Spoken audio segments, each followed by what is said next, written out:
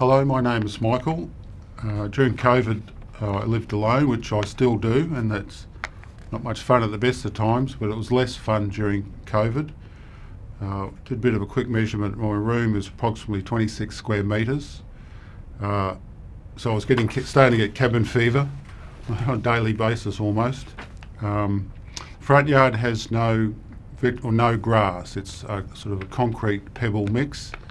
There are two quite small garden beds which I managed to, luckily enough prior to COVID, have some small plants in it. And during COVID I thought I'd have to get out of my room, and I just transplanted some plants from the backyard into the front yard. And I was doing a little bit of my work for the dole.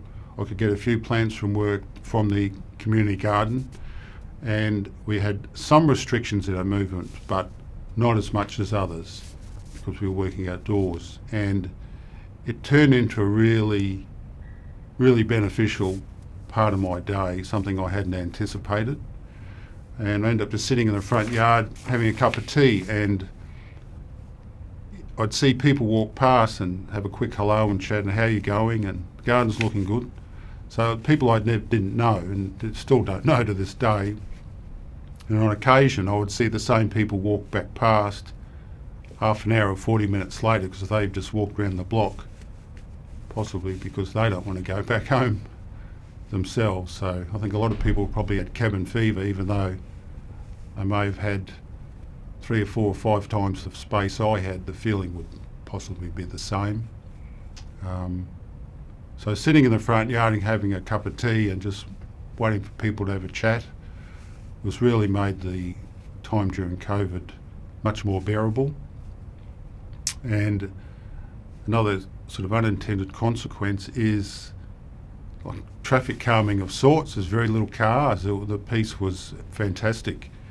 Something I didn't dawn on me for quite a while. You don't really notice it becomes so quiet.